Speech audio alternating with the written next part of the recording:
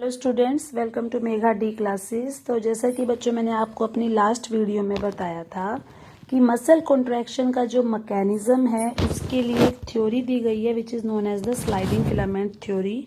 और वैसे तो आपका ये टॉपिक एनसीईआरटी की बुक में है, बट उसमें आप ये कह सकते हो कि कुछ चीज़ें जो है पैराग्राफ की फॉर्म में है, तो हो सकता है आपको थोड़ा सा स्टेप बाय स्टेप उसको समझने में दिक्कत हो। तो मैंने उन्हीं को थोड़ा सा अपनी लैंग्वेज में लिखकर और थोड़ा सा दूसरी बुक से हेल्प लेके अपने हैंडमेड नोट्स बनाए हैं, जिसके थ्रू मैं आपको ये टॉपिक अच्छे से समझाना चाहूँगी, बिकॉज ये टॉपिक इम्पॉर्टेंट भी है और इंटरेस्टिंग भी है।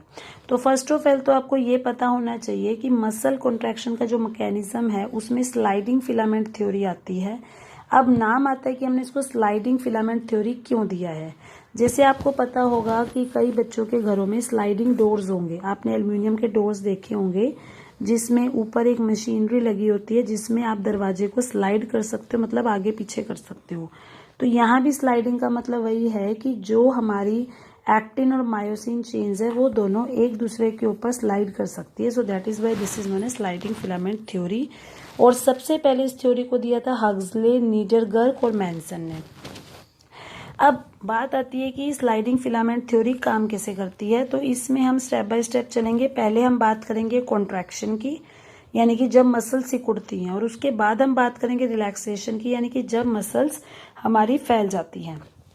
तो जिस टाइम हमारी मसल्स कॉन्ट्रैक्ट करती हैं, सिकुड़ जाती हैं, तो जो हमारे थिक मायोसिन फिलामेंट्स हैं, जैसा कि मैंने आपको लास्ट वीडियो में भी बताया था कि जो हमारे मायोसिन के मायोफिलामेंट्स हैं वो थिक होते हैं और जो हमारे एक्टिन फिलामेंट्स हैं वो थिन होते हैं। तो जो हमारे मायोसिन के थिक मायोफिलामेंट्स हैं वो एक्टिन के थिन मायोफिलामेंट्स के बिल्कुल कांटेक्ट में आ जाएंगे, मतलब वो दोनों एक दूसरे को टच करेंगे और क्रॉस ब्रिज बना लेंगे, मतलब आपस में एक दूसरे को इस तरह से क्रॉस कर लेंगे।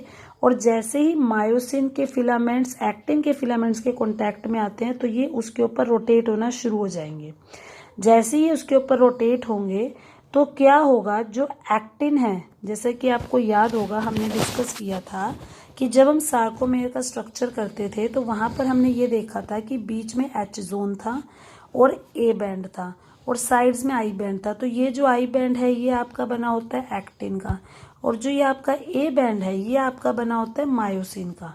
तो इट मीन्स जब आपकी मसल्स कॉन्ट्रैक्ट हो रही हैं तो ये एक्टिन और मायोसिन एक दूसरे के कॉन्टैक्ट में आ जाएंगे, जिसकी वजह से एक्टिन जो कि साइड में था वो अब धीरे धीरे बीच में आना शुरू हो जाएगा। मतलब अगर आप इसको एरो से दिखाओ तो आपका एक्टिन अब बाहर से अंदर की तरफ आ जाएगा। जैसे ही आपका एक्टिन टुवर्ड्स द मिडल आएगा तो ये जो जेड लाइंस हैं जो एक दूसरे से दूर दूर थी ये भी एक दूसरे के क्लोज आ जाएंगी, जिसकी वजह से जो सार्कोमेयर है उसकी जो चौड़ाई है, जो विड्थ है वो छोटी हो जाएगी। जैसा कि आप यहाँ देख सकते हो, यहाँ पे हमारा सार्कोमेयर इतना ब्रॉड है, लेकिन जब ये सब कुछ एक दूसरे के टच में आ जाएगा तो सार्कोमेयर आपका छोटा हो जाएगा। और साथ ही साथ आई बैंड जो है वो भी छोटे हो गए, लेकिन जो ए बैंड है जो बीच वाला हिस्सा था उसकी शेप में, उसके साइज में या लेंथ में कोई चेंज नहीं आया, वो अभी भी इतना है और पहले भी इतना ही था। अब एक्टिन मायोफिलामेंट्स की जो फ्री एंड्स है, मतलब जो एंड्स पहले दूर दूर थे वो सार्कोमेयर के सेंटर में आके एक दूसरे के क्लोज आ जाएंगे, बिल्कुल पास पास आ जाएंगे। और जो जेड लाइंस भी पहले दूर दूर थी वो भी एक दूसरे के क्लोज आ जाएंगी। जो आई बैंड्स पहले बहुत बड़े बड़े थे वो छोटे हो जाएंगे, और जो एच जोन पहले इतनी स्पेस ले रहा था वो भी नैरो हो जाएगा, मतलब टाइट हो जाएगा। तो यानी कि पूरा का पूरा एक तरह से जब मायोफाइब्रिल शॉर्ट हो जाता है तो आप ये कह सकते हो कि आपकी मसल के सारे सेल्स भी छोटे हो जाएंगे और आपकी जो कंप्लीट मसल है वो भी छोटी हो जाती है। अब ये तो हमने एक जनरल सी बात करी कि कॉन्ट्रैक्शन में हुआ क्या। अब हम बात करते हैं कि अगर हमारी मसल रेस्ट पे है, मतलब कि हमारी बॉडी में किसी भी तरीके की अगर मूवमेंट नहीं हो रही तो क्या होगा।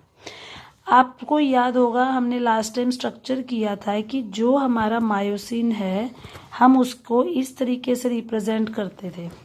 तो इसमें यहाँ पर हम बाइंडिंग रीजन्स दिखाते थे एटीपी के, और यहाँ पर हम एक्टिन के बाइंडिंग रीजन्स दिखाते थे। ये इसका हेड रीजन था, देन यहाँ पे इसका जो है थोड़ा सा आर्म रीजन था और ये इसका टेल रीजन था। तो जो हमारे मायोसिन मायोफिलामेंट्स थे उनके जो हेड्स है वो तब तक एक्टिन मायोफिलामेंट्स के साथ बाइंड नहीं कर सकते जब तक उनके ऊपर ट्रोपोमायोसिन की कवरिंग है। मतलब जो ट्रोपोमायोसिन है वो एक्टिन और मायोसिन को आपस में जुड़ने से रोक रहा है। और ट्रोपोनिन जो कि एक फिक्स्ड इंटरवल पे प्रेजेंट था, वो ये कंट्रोल करता है कि ट्रोपोमायोसिन की एक्टिन पे क्या पोजीशन रहेगी, कहाँ पे वो रहेगा। अब क्या होगा, जैसे ही सिग्नल आएगा, क्योंकि आपको पता होगा हमारा जो नर्वस सिस्टम है और जो हमारे मसल सिस्टम है ये दोनों आपस में कनेक्टेड है। मतलब कि अगर हमारी मसल्स में किसी भी टाइप की कोई चोट लग जाती है तो इमीडिएटली वो मैसेज ब्रेन के पास जाता है, नर्व्स के पास। और इसी तरह से अगर आप अपोजिट करो कि अगर हमारी नर्व्स कोई सिग्नल लेके आ रही है तो इमीडिएटली हमारी मसल्स उसके हिसाब से रिस्पॉन्ड करती हैं। तो जिस जगह पे हमारा नर्वस सिस्टम और मस्कुलर सिस्टम दोनों जुड़ते हैं, that point is known as the neuro muscular junction. तो जैसे ही न्यूरो मस्कुलर जंक्शन के पास सिग्नल जाएगा तो सिग्नल के जाते ही वो एक न्यूरोट्रांसमीटर रिलीज करेगा, यानी न्यूरोट्रांसमीटर मतलब एक केमिकल रिलीज करेगा जो उस मैसेज को लेके जाएगा। और यहाँ पर वो केमिकल होता है एसिटाइल कोलाइन। तो जहाँ पे साइनेप्टिक क्लेफ्ट है, मतलब आपके दो न्यूरॉन्स जुड़ रहे हैं, जहाँ पर वो गैप है, वहां पर इसने एसिटाइल कोलाइन नाम का एक केमिकल रिलीज कर दिया। इस केमिकल के रिलीज होते ही जो हमारी पोस्ट साइनेप्टिक मसल है, पोस्ट साइनेप्टिक मतलब कि जहाँ पे मतलब आपके दो न्यूरॉन्स जुड़े हुए थे उस जगह को आप साइनेप्स कर देते हो, तो उसके बाद जो मसल होगी उसे हमने पोस्ट साइनेप्टिक मसल बोल दिया। तो जैसे ही वो केमिकल रिलीज होगा, उस केमिकल के रिलीज होते ही जो पोस्ट साइनेप्टिक मसल है उस मसल का जो सार्कोलीमा है, मतलब जो सेल मेम्ब्रेन है, वो डीपोलराइज हो जाएगी और उसके अंदर एक एक्शन पोटेंशियल जनरेट हो जाएगा। मतलब आप ये कह सकते हो कि उसमें चार्ज आ जाएगा जिसकी वजह से वो करंट की तरह इलेक्ट्रिसिटी मतलब उसमें इजीली कंडक्ट हो सकती है। अब डीपोलराइज का मतलब क्या होता है, जो मसल सेल्स की सेल मेम्ब्रेन है वो सोडियम आयंस के लिए परमिएबल होती है। मतलब कि सोडियम आयंस को वो ज़्यादा अपने में से क्रॉस होने देती है और पोटेशियम आयंस को कम होने देती है। तो इसकी वजह से जो सोडियम आयंस हैं वो बहुत जल्दी जल्दी हमारी जो मसल सेल्स है उसके अंदर इकट्ठी होती जाएंगी, जिसकी वजह से जो हमारे मसल सेल्स का अंदर का पार्ट है, इंटीरियर है, वो पॉजिटिव हो जाएगा। तो इसको हम बोलते हैं डीपोलराइजेशन। तो जब हमारे मसल्स के अंदर ये केमिकल रिलीज हो जाता है तो ये सार्कोलीमा को डीपोलराइज कर देता है, मतलब अंदर की तरफ सोडियम आयंस की कंसेंट्रेशन बढ़ा देता है, जिसकी वजह से सेल के अंदर प्लस चार्ज ज़्यादा हो जाता है और उसकी वजह से एक एक्शन पोटेंशियल बन जाता है, मतलब दोनों तरफ एक पोटेंशियल डिफरेंस बन जाता है। अब ये जो एक्शन पोटेंशियल बना है ये जेड लाइंस के द्वारा हमारी मसल फाइबर्स के डीप यानी कि बहुत अंदर तक ये मैसेज चला जाएगा कि सेल के अंदर इस तरह से एक्शन पोटेंशियल जनरेट हो गया। इस मैसेज के जाते ही जो मसल सेल्स के अंदर सार्कोप्लाज्मिक रेटिकुलम प्रेजेंट है उनकी परमिएबिलिटी बदल जाएगी, मतलब वो कैल्शियम आयंस जो उन्होंने अपने अंदर जमा कर रखी थी उन कैल्शियम आयंस को रिलीज करना शुरू कर देंगे। और जैसे ही केमिकल आयंस वहां से रिलीज होकर बाहर निकलेंगी तो ये कैल्शियम आयंस जाके ट्रोपोनिन मॉलिक्यूल के साथ बाइंड कर जाएगी। ट्रोपोनिन वही मॉलिक्यूल है जो मैंने आपको लास्ट टाइम भी बताया था, जो एक्टिन के ऊपर फिक्स जगह पे प्रेजेंट होता है। तो कैल्शियम आयंस जब इस ट्रोपोनिन मॉलिक्यूल्स के साथ बाइंड कर जाएगी तो उनकी शेप, उनकी पोजीशन बदल जाएगी। और इसकी वजह से जो ट्रोपोमायोसिन है, क्योंकि ट्रोपोनिन ट्रोपोमायोसिन को कंट्रोल करता था, तो इसकी वजह से जो ट्रोपोमायोसिन है वो भी अपनी जगह से हट जाएगा, मूव हो जाएगा। और जो एक्टिन मॉलिक्यूल्स के ऊपर की एक्टिव साइट उसने ढकी हुई थी, जिसकी वजह से एक्टिन और मायोसिन मिल नहीं पा रहे थे, वो जगह ओपन हो जाएगी। एटीपी मॉलिक्यूल आते ही अपना जो एक्टिव साइट उसकी मायोसिन हेड पे प्रेजेंट थी वहां पे ज्वाइन करेगा।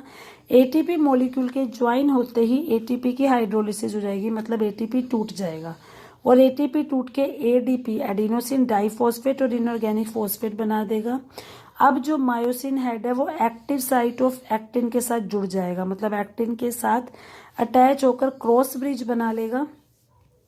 और क्रॉस ब्रिज बनाते हुए जो मायोसिन हेड है वो जो एडीपी और इनऑर्गेनिक फॉस्फेट थे उनको रिलीज कर देगा और रिलैक्स हो जाएगा।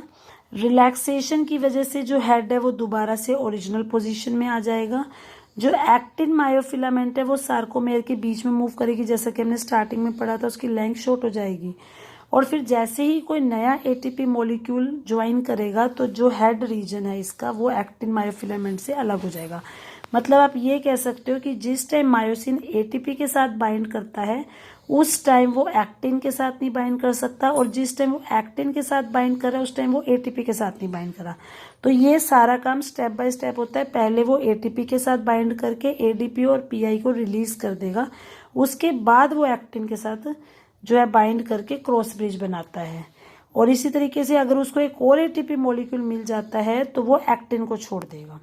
अब ये तो बात तब की थी जब आपकी मसल्स कॉन्ट्रैक्ट हो रही है, मतलब सिकुड़ रही है। तो आपको पता होगा जब कोई चीज सिकुड़ती है मतलब आर से अंदर की तरफ आती है तो वो छोटी हो जाती है, तो इस वजह से सार्कोमेयर की लेंथ छोटी हो गई थी। अब हम बात करेंगे मसल रिलैक्सेशन की, कि अगर हमारी मसल्स फैल रही हैं, रिलैक्स हो रही हैं, तब क्या होगा। मसल कॉन्ट्रैक्शन खत्म होते ही जो कैल्शियम आयंस उसमें से बाहर निकली थी वो वापस सेल के अंदर यानी कि उसके सार्कोप्लाज्मिक रेटिकुलम के अंदर जाना शुरू हो जाएगी कैल्शियम पंप की हेल्प से। जो ट्रोपोनिन और ट्रोपोमायोसिन मॉलिक्यूल्स अपनी शेप चेंज कर चुके थे, अपनी पोजीशन चेंज कर चुके थे, वो भी वापस चले जाएंगे और फिर से एक्टिन मायोफिलामेंट्स की जो एक्टिव साइट्स थी उनको ब्लॉक कर देंगे। मीरोमायोसिन और एक्टिन के बीच में जो इंटरेक्शन थी वो अब नहीं हो पाएगी। अब हमारी मसल्स रिलैक्स हैं। जो सार्कोलीमा के ऊपर पहले डीपोलराइज हो गया था, मतलब सोडियम आयन की कंसेंट्रेशन बढ़ गई थी, वो फिर से नॉर्मल होकर रीपोलराइज हो जाएगा, मतलब पहले जैसा बन जाएगा। जो सोडियम पोटेशियम पंप बंद हो गया था वो दोबारा से स्टार्ट हो जाएगा। जो एंजाइम था एसिटाइल कोलाइन एस्ट्रेज, वहां पे अच्छा हमने केमिकल की बात की थी एसिटाइल कोलाइन, यहाँ पर एंजाइम है एसिटाइल कोलाइन एस्ट्रेज, इसके आगे हमने इस वर्ड और लगा दिया। तो ये जो एंजाइम है ये सार्कोलीमा में प्रेजेंट है, मतलब सेल मेम्ब्रेन में प्रेजेंट है।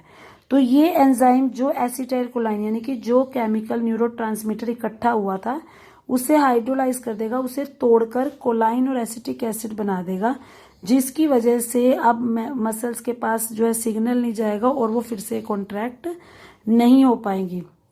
और जो सार्कोलीमा है वो भी वापस से अपने रेस्टिंग पोटेंशियल में चल जाएगा, मतलब जो एक्शन पोटेंशियल जनरेट हुआ था जिसकी वजह से उसे ये मैसेज मिला था वो रेस्टिंग पोटेंशियल अब उसका खत्म हो जाएगा।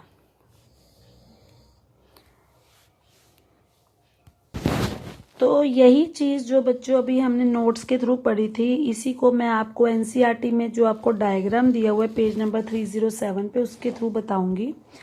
यहाँ पर आप देख सकते हो जो हमने लास्ट वीडियो में भी डायग्राम डिस्कस किया था वही चीज हम एक बार फिर से दोहरा लेते हैं। यहाँ पर ये जो ग्रीन वाले स्पाइरल बाइंडिंग में आपको दिख रहे हैं ये एफ एक्टिन थे, इसके ऊपर जो ये आपको रोप लाइक रस्सी की तरह दिख रहे हैं वो ट्रोपोमायोसिन थे जो इसकी एक्टिव साइट्स को ढक रहे हैं, और ट्रोपोनिन है, ये ट्रोपोनिन ट्रोपोमायोसिन को कंट्रोल करता है। उसके बाद हमने मायोसिन में मीरोमायोसिन का स्ट्रक्चर देखा था, इसमें भी हमने यही पढ़ा था कि ऊपर जो है एक्टिन बाइंडिंग साइट्स है और नीचे जो है एटीपी बाइंडिंग साइट्स मौजूद होती हैं। इसी डायग्राम को यहाँ पर इन्होंने कॉन्ट्रैक्शन के दौरान किस तरीके से क्रॉस ब्रिज बनता है उसके थ्रू समझाया है। ये एक्टिन फिलामेंट है और ये मायोसिन फिलामेंट है, ये इसका हेड रीजन और टेल रीजन है। अब यहाँ पे क्या होगा, सबसे पहली चीज क्या होगी कि जैसे ही यहाँ पे एसिटाइल कोलाइन नाम का न्यूरोट्रांसमीटर रिलीज होता है उसकी वजह से एक एक्शन पोटेंशियल जनरेट हो जाएगा जो हम ऑलरेडी पढ़ चुके हैं, और जैसे ही वो एक्शन पोटेंशियल जनरेट हो जाएगा तो मसल्स को कमांड मिल गई है कि उन्होंने कॉन्ट्रैक्शन करना है। तो यहाँ पे मायोसिन के साथ एटीपी बाइंड करेगा, एटीपी के बाइंड करते ही जो मायोसिन है वो एडीपी और इनऑर्गेनिक फॉस्फेट रिलीज कर देगी, और अब जो ये मायोसिन है ये एक्टिन के अंदर जाके बाइंड करके क्रॉस ब्रिज बना लेगा, मतलब वो दोनों एक दूसरे से अटैच हो जाएंगे, और क्रॉस ब्रिज के बनते ही जो है उनकी मूवमेंट स्टार्ट हो जाएगी, मतलब जो मसल्स है वो कॉन्ट्रैक्ट होने लग जाएगी। उसके बाद क्या होगा, जो ये एडीपी और पीआई जैसे ही ये इनको छोड़ देगी और एक्टिन के साथ बाइंड होके कर लेगी। अब जैसे ही इसको एक और एटीपी का मॉलिक्यूल मिलेगा तो ये जो क्रॉस ब्रिज जिसने उसके साथ बनाया था वो टूट जाएगा। तो जैसा कि मैंने आपको बताया है कि आपकी जो मायोसिन है वो एक टाइम पर एक ही चीज के साथ बाइंड कर सकती है, या तो वो एक्टिन के साथ बाइंड करेगी या एटीपी के साथ। अगर वो एटीपी के साथ बाइंड कर रही थी तो एक्टिन नहीं जुड़ा था, जब एक्टिन जुड़ गया तो एटीपी नहीं था, और जब यहाँ पे एटीपी मिला तो अगेन उसने एक्टिन को छोड़ दिया। तो ये हमने यहाँ पे देखा कि किस तरीके से मसल कॉन्ट्रैक्शन हुई। अगेन नेक्स्ट पेज पे जो आपको डायग्राम है यहाँ पे भी इन्होंने यही दिखाया है कि नॉर्मली आई बैंड यहाँ पे प्रेजेंट होता है, यहाँ पे ए बैंड प्रेजेंट है। ये मतलब एक सार्कोमेर एक सार्कोमेर है, ये रिलैक्स स्टेट है। तो जब कॉन्ट्रैक्शन होती है तो ये पास पास आ जाते हैं, जिसकी वजह से जो है थिकनेस कम हो जाती है। इसके बाद एक और चीज जो बच्चों इसमें आती है वो ये है कि मायोग्लोबिन क्या है। आपने हीमोग्लोबिन का नाम सुना है कि जो हमारा ब्लड है उसका रेड कलर इसलिए होता है क्योंकि उसमें हीमोग्लोबिन नाम का एक पिगमेंट होता है। इसी तरीके से जब हम बात करते हैं मसल्स की, तो हमारी जो मसल्स है, मसल्स के अंदर भी एक रेड कलर का ऑक्सीजन स्टोर करने वाला पिगमेंट मौजूद होता है जिसे हम कहते हैं मायोग्लोबिन। और कुछ मसल्स के अंदर मायोग्लोबिन की मात्रा बहुत ज्यादा होती है, इसलिए वो मसल्स लाल कलर की दिखती हैं। उन मसल्स को हम बोलते हैं रेड फाइबर।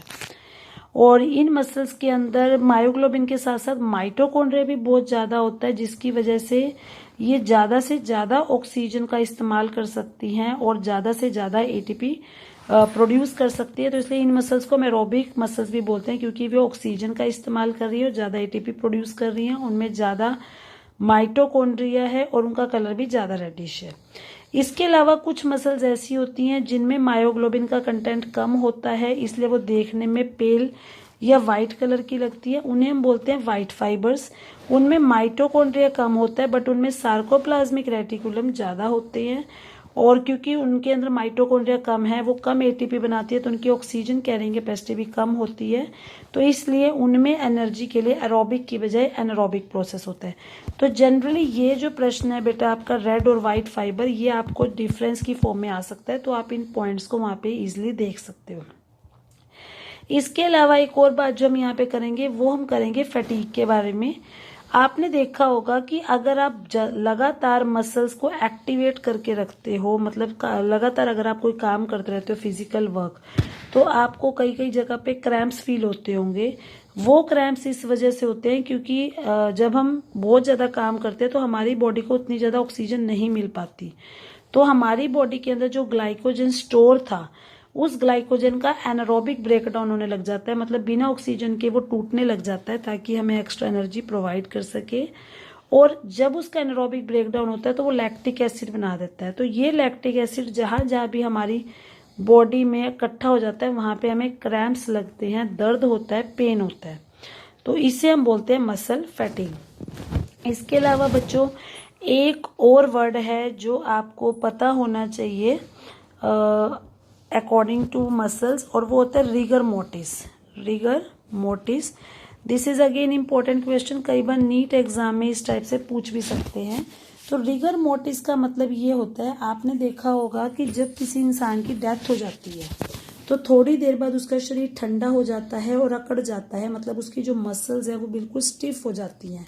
तो ये जो स्टिफनिंग ऑफ मसल्स है, this stiffening is known as the rigor mortis, और ये जनरली डेथ के टाइम जो है हो जाता है। और अगर हम पोस्टमार्टम करें तो उसके अकॉर्डिंगली हम ये भी कैलकुलेट कर सकते हैं कि उस पर्सन की डेथ लगभग कितने घंटे पहले हुई है। तो ये कुछ टर्म्स हैं जो आपको पता होनी चाहिए। तो आपके इस लेसन के लोकोमोशन एंड मूवमेंट के 2 पार्ट्स थे, one was muscle system and other is skeletal system. तो यहाँ पे हमारा जो मसल सिस्टम है वो खत्म हो जाता है। स्केलेटल सिस्टम हम अपनी नेक्स्ट वीडियो में डिस्कस करेंगे।